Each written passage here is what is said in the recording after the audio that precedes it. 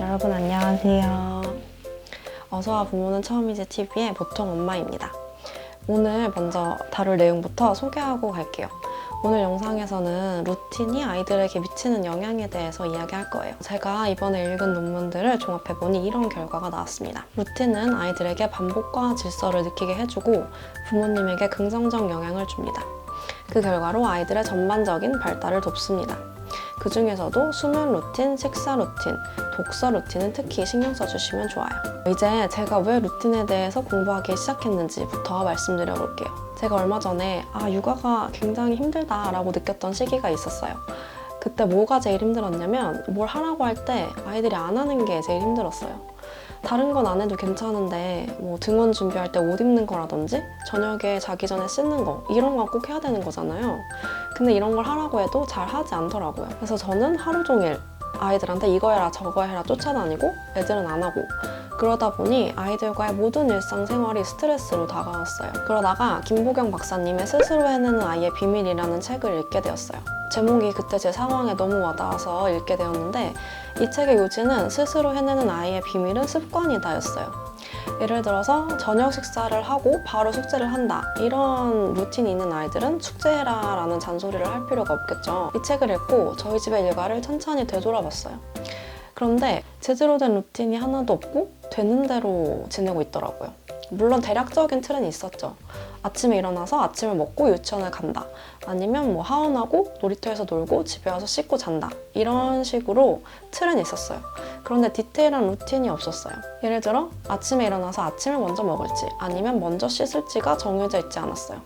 그럼 저는 좀 여유 있는 날에는 아이들이 놀게 두고 그런 동안 저는 아침 준비해서 먹고 그런 다음 씻겨주고 그러다가 또 좀 늦게 일어난 날에는 제가 아침 준비하는 동안 미리 씻어라 라고 잔소리를 하고 아이는 그렇게 잘 안 해봤으니까 안 하고 그러면 저는 화를 내고 이런 식으로 좀 디테일한 일과가 없고 그래서 일상에서 계속 아이와 부딪히고 이런 악순환이 반복되고 있더라고요. 아이 입장에서도 어느 때는 이걸 했다가 안 했다가 하니까 스스로 예측하고 생각해서 하기가 어려웠을 거고요. 물론 아이가 스스로 할 일을 하는 데는 다른 요인, 예를 들어 기질이나 집중력, 아이의 나이, 부모님과의 관계 등등 다른 요소도 많을 거라고 생각하지만 일단 가장 기본은 루틴이라는 생각이 들었어요. 기본적인 일상 틀이 잡혀 있어야 다른 부분도 건드릴 수 있으니까요. 그래서 루틴에 대해서 공부해보기로 했습니다. 먼저 논문을 살펴봤는데 논문에는 주로 루틴과 정리정돈이 아이들에게 미치는 영향에 대한 연구가 많았고 실제로 루틴을 어떻게 잡아야 하는지 등 실전에 쓸만한 내용은 별로 없었어요. 사실 루틴이 없으면 아이의 인지 발달에 부정적 영향을 끼친다. 이런 내용을 알았다고 해도 실제 루틴을 짜는 데는 별로 도움이 되지 않잖아요. 그래서 실제로 아이의 루틴을 잡고 하루 일과를 설계할 때는 김보경 박사님의 0세에서 5세 골든 브레인 육아법과 스스로 해내는 아이의 비밀이라는 두 권의 책을 참고했어요. 그럼 굳이 논문은 왜 읽었냐? 이거는 제가 잘 변하지 않는 사람이라서 그래요. 사실 규칙적으로 생활하고 깔끔한 환경을 유지하는 게 아이들에게 좋다는 건 논문을 읽지 않아도 다들 알고 계시잖아요. 그런데 저는 안 좋대 이 정도로는 행동이 잘 바뀌지 않는 사람이더라고요. 더욱 강력한 정당성과 이유가 있어야 움직이는 사람이었습니다. 그리고 루틴을 잘 지키고 집안을 정리된 채로 유지한다는 것은 큰 에너지가 드는 일이잖아요. 그것을 끌고 나가려면 루틴과 정리가 아이들에게 어떤 영향을 미치는지 제대로 알아야 한다고 생각했어요. 그래서 앞으로 몇 편의 영상을 통해 루틴과 정리에 대해서 제가 공부한 내용을 공유해 드리려고 합니다. 이걸 이론편이라고 보셔도 될 것 같고요. 이제 그 다음에는 실전편의 개념으로 이번에 새로 시작한 저희 집 루틴과 제가 사용하고 있는 루틴 보드 등을 좀 공유해 보려고 합니다. 일단 루틴에 대해서 알아보려면 먼저 루틴이 뭔지 알아야겠죠. 루틴은 주기적으로 반복되는 일어날 거라고 예측할 수 있는 행동들을 말합니다. 예를 들어서 수면 루틴은 잠자기 1시간 전에 항상 일어나는 일련의 특정한 행동들을 뜻해요. 루틴에 대한 정의를 이야기할 때 같이 등장하는 개념이 리추얼이에요. 리추얼은 루틴과 비슷해 보이지만 조금 달라요. 루틴은 생활의 질서와 효율성을 위해서 특별한 의미 없이 반복하는 행동이라면 리추얼은 가족에게 특별한 의미를 가지면서 반복되는 행동을 말합니다. 예를 들어서 일요일에 온 가족이 모여서 하는 저녁 식사라든지 매년 반복되는 생일 파티 등이 있습니다. 저녁 식사를 할 때 식탁을 차리거나 설거지를 하고 식탁을 정리하는 행동은 루틴이고 식사를 하면서 가족끼리 나누는 대화, 가족끼리만 공유하는 농담, 자주 이야기하는 주제, 이런 부분은 리추얼이 될 수 있겠죠. 리추얼은 가족들에게 우리는 이런 가족이야 하는 소속감, 정체성을 주고 가족끼리 즐거운 감정을 나누며 똘똘 뭉치게 도와줘요. 전학이나 이사, 이혼 등 가족들의 큰 변화 속에서 가족들이 안정적인 생활을 해나갈 수 있도록 도움을 주기도 하고요. 제가 리추얼에 대한 이야기를 굳이 하는 이유는 이건 제 생각인데 우리가 아이들과 보내는 일상이 주로 루틴과 리추얼로 이루어진 것 같아서예요. 평일에는 아침을 먹고 기관에 가고 이런 식의 루틴을 보내고 주말에는 가족들마다 하는 리추얼이 있겠죠. 토요일 오전에는 늘 공원에 간다든지 일요일에는 온 가족이 같이 교회에 갔다가 근처 식당에서 식사를 한다든지 하는 행동들이 있을 거예요. 루틴과 리추얼에 대해서 인식을 하면 아이의 일과와 가족의 생활을 구성하는데 저는 좀 도움이 되더라고요. 그래서 리추얼도 간단하게 소개를 해봤습니다. 자, 그럼 루틴 얘기로 돌아와서 이제 루틴이 무엇인지 알아봤으니 루틴이 아이들에게 어떤 영향을 미치는지 알아볼게요. 사실 루틴이 아이들에게 긍정적 영향을 준다는 사실에는 논란의 여지가 없습니다. 이 논문에서는 1950년부터 2020년까지 루틴에 대한 170개의 연구를 분석했는데 루틴은 아이들의 인지 발달, 자기 조절 능력, 사회적, 감정적 스킬, 학업 성취, 그리고 전반적인 정신 건강과 신체 건강에 긍정적인 영향을 준다고 합니다. 그럼 이제 루틴이 어떻게 그런 좋은 영향을 주는지 그 과정이 궁금하잖아요. 위 연구에 따르면 그 과정은 아직 완벽하게 밝혀지진 않았다고 해요. 하지만 많은 연구자들이 다양한 연구 결과를 바탕으로 몇 가지 가능성을 제시하고 있어요.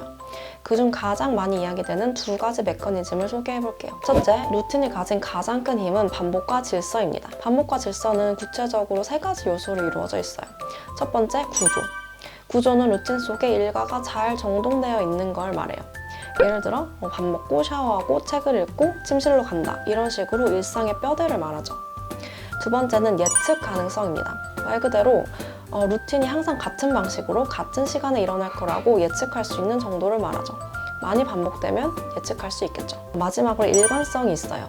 일관성은 루틴이 항상 같은 방식으로 일어나는 정도를 말합니다. 이 세 가지를 종합해보면 반복과 질서는 결국 같은 시간에 같은 자리에서 같은 일을 하는 것, 이렇게 요약해볼 수 있을 것 같아요. 이것이 아이들에게 긍정적 영향을 미치는 루틴의 중요한 속성입니다. 해야 할 일이 명확히 정해져 있는 구조적인 일상은 아이들이 효과적으로 과제를 달성하고 결정을 내리고 생각을 하도록 도와줍니다. 무슨 일이 일어날지 잘 알고 있으니 주의가 덜 흐트러지기 때문이에요. 그리고 그런 안정감은 아이들의 스트레스를 줄여주고 나에게 필요한 스킬을 배우는 데만 집중할 수 있도록 도와줍니다. 이 과정에서 인지 발달이 일어나고요. 무슨 일이 일어날지 예측할 수 있기 때문에 아이들이 자신의 감정, 생각, 그리고 행동을 조절하기가 더 쉬워집니다. 조금 더 구체적으로 볼게요. 반복과 질서는 아이가 일상에서 인과관계를 이해하도록 도와줍니다. 예를 들어 저녁을 먹은 다음 이를 닦는다, 이런 루틴을 계속하게 되면 밥 먹기 다음은 이 닦기구나, 이런 식으로 각 이벤트의 타이밍을 이해할 수 있게 됩니다. 여러 연구에 따르면 이런 환경에서 자란 아이들은 순서 배열하기와 인과관계 이해하기를 잘했다고 해요. 이는 결과적으로 인지 발달로 이어집니다. 반복의 영향은 뇌과학으로도 설명할 수 있어요. 반복은 뇌 뉴런 간의 연결을 더 튼튼하게 해줍니다. 김보경 박사님은 스스로 해내는 아이의 비밀에서 이런 뉴런 연결을 자전거 뉴런팀이라고 부르고 있어요. 자전거 타기를 계속 반복하다 보면 이 활동을 하는데 필요한 뉴런들끼리 하나의 팀을 구성해서 이런 행동이 자동으로 더 쉽게 일어날 수 있도록 단단하게 연결된대요. 이런 식으로 뉴런의 연결이 강해지면 정보 처리도 더 효율적으로 일어나고 배운 스킬과 지식이 더 단단해진다고 합니다. 루틴은 뉴런끼리 이런 연결을 만들고 강화시킬 기회를 제공해주고 이는 결국 뇌 발달에 긍정적인 영향을 줍니다. 마지막으로 루틴은 반복과 질서를 통해 아이들이 적절한 행동을 하도록 도와줍니다. 여러 연구에 따르면 규칙적인 루틴이 있는 아이는 긍정적인 행동을 더 많이 하고 때를 쓰는 경우가 줄어들었다고 합니다. 이는 루틴을 반복할수록 아이가 적절한 행동이 무엇인지, 부모가 내게 기대하는 게 무엇인지 반복을 통해 학습하고 내재화하기 때문이라고 볼 수 있습니다. 그리고 이러한 반복과 질서는 아이들이 큰 변화를 겪을 때 아이들의 스트레스를 줄여주는 역할도 합니다. 이 연구에 따르면 프리스쿨에서 유치원에 넘어갈 때 기관의 루틴 사이에 큰 변화가 없을 경우 유치원을 시작한 후에도 스트레스 호르몬인 코티솔 수치에 큰 변화가 없었지만 루틴의 변화가 큰 아이들은 코티솔 수치가 크게 증가했다고 합니다. 또한 이 논문에 따르면 루틴은 이혼이나 재혼 등 가족 내의 큰 변화에 가족들이 더 잘 적응할 수 있도록 도와준다고 합니다. 루틴이 가진 두 번째 힘은 바로 루틴이 부모님에게 영향을 미친다는 사실입니다. 일단 루틴은 부모님들이 아이들과 지속적으로 상호작용할 수 있는 상황을 만들어줍니다. 저도 이게 처음 읽었을 땐 무슨 말인지 잘 몰랐는데 얼마 전에 이걸 딱 이해한 날이 있었어요. 제가 이번에 새로 시작한 저녁 루틴 중에 다음날 준비하기가 있거든요. 이제 다음날 유치원에 가기 위한 준비물을 챙기거나 옷을 미리 골라놓거나 하는 시간이에요. 10분도 안 되는 짧은 시간인데 어느새 보니 제가 아이와 같이 앉아서 대화를 하고 있더라고요. 제가 내일은 뭐 입고 싶어? 이렇게 물어보면 아이는 내일 날씨는 어때? 이렇게 또 물어보고요. 추운데? 그러면 이건 어때? 아니야, 이건 너무 길어서 불편해. 그럼 이건 어때? 아니, 이것도 싫어. 근데 내일 날씨에 적당한 바지가 이거 2개밖에 없어. 둘 중에 하나를 골라야 돼. 그럼 이거 입을래. 이런 식으로 저는 아이에게 관심을 가지고 질문을 하고 아이 입장에서는 선택을 해보고 타협을 하는 연습을 하고 있더라고요. 이런 루틴이 없었을 땐 어떻게 했지? 라고 생각을 해봤는데 어떻게 했는지 잘 기억은 안 나지만 확실히 이렇게 앉아서 얘기하는 시간은 없었던 것 같아요. 그때 상호작용을 위한 상황이 조성된다는 게 이 말이구나 하고 이해를 했어요. 이런 식으로 루틴은 부모님이 아이들과 소통하면서 아이들을 적절히 도와줄 수 있는 그 상황을 만들어줘요. 아이는 이 속에서 자기한테 필요한 스킬들을 계속 배울 수 있고요. 또한 루틴 속에서 자연스럽게 하는 상호작용 속에서 아이들은 사회성도 기를 수 있게 됩니다. 그리고 루틴을 실천하려면 부모님이 아이 스케줄을 대충 알고 있어야 하잖아요. 수요일은 학교 끝나고 방과 후 활동을 뭘 하는지, 아니면 집에 몇 시에 들어오는지, 아니면 친구랑 언제 만나는지 등등이요.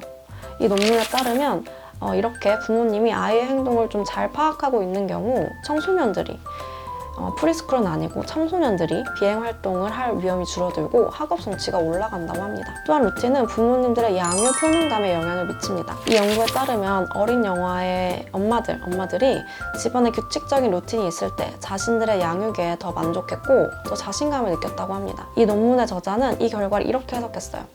규칙적인 루틴이 있으면 아이들의 행동을 더 잘 조절하고 그 결과로 부모님들은 더 자신감을 느끼고 루틴을 더 잘 만들어갈 수 있다고 합니다. 또 다른 논문의 저자는 이런 해석을 했습니다. 일상적인 돌봄의 루틴, 옷 입히고 씻기고 이런 루틴을 계속 실천을 하면 그 루틴을 더 쉽게 할 수 있게 되고 그러면서 부모가 자신감을 느끼고 그러면 루틴을 행하는 게 더 쉬워지고 더 오래 지속될 가능성이 높아진다고 합니다. 조금씩 다르긴 하지만 어떤 느낌인지 아시겠죠? 루틴을 통해 부모님들이 육아에 자신감을 느끼면서 육아도 루틴도 더 잘할 수 있게 되는 일종의 선순환이 이루어지는 거예요. 또한 규칙적인 루틴이 있는 아이들은 대체로 더 건강하다고 해요. 아이가 아플 때 엄마들은 죄책감을 많이 느끼잖아요. 내가 뭘 잘못해서 아이가 아픈 게 아닌가 하고요. 근데 반대로 아이가 건강하면 엄마는 내가 육아를 잘하고 있구나 하는 자신감을 더 많이 느낄 수 있겠죠. 마지막으로 루틴은 부모님들의 결혼 생활 만족도에 영향을 미치기도 합니다. 이 논문에 따르면 아이들을 먹이고 씻기고 재우는 등의 루틴이 부부의 원래 생활 루틴에 얼마나 잘 편입되는지가 부부관계와 연관되어 있다고 해요. 그리고 부모님의 사이가 좋은 아이들이 감정적, 사회적으로 더 안정되게 잘 생활할 수 있다는 것은 당연하고요.